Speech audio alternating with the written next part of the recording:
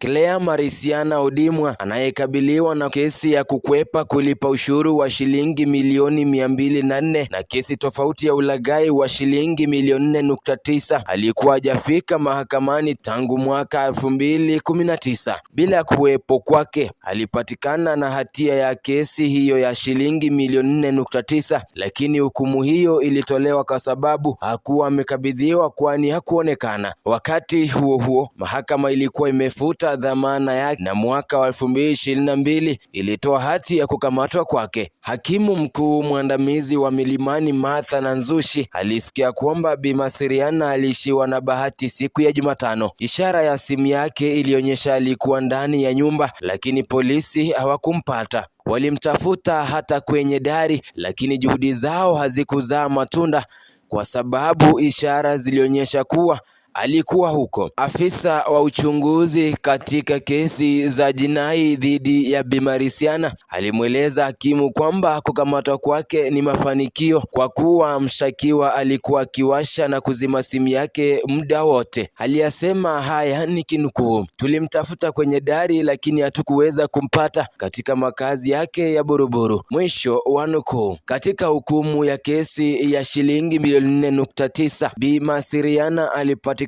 na hatia ya kupata pesa hizo kutoka kwa Thomas All Eward kwa kujifanya alikuwa akimpeleka jamaa yake mgonjwa nje ya nchi kwa ajili ya dawa. Hakimu alimfahamisha Bi Marisiana kwamba kesi yake iliendelea bila kuwepo na hatia yake ikapatikana. Aliyasema haya nikinukuu: "Ulihukumiwa bila kuwepo mahakamani na sasa utatumikia kifungo cha miaka 2 jela na faini mbadala ya shilingi 300,000. Mwisho wa nukuu. Hakimu aliamuru kwamba Bi Marisiana aanze kutumikia kifungo mara moja kwa vile dhamana yake ilikuwa imeondolewa kwa serikali. Bi Nanzushi ambaye ni hakimu mkuu alikuwa ametoa kibali cha kukamatwa kwake Bi Marisiana mwaka 2020 alipoacha kuhudhuria kotini. Hukumu hiyo ilitolewa mwaka jana. Hakimu aliagiza Bi Marisiana afikishwe mbele ya hakimu mwingine mkuu ambaye ni Bi Wandia Nyamu kwa maelekezo katika kesi ya ushuru ya shilingi milioni 204, lakini wakili anayemtetea Bi Marisiana alisema alikuwa mgonjwa na kwamba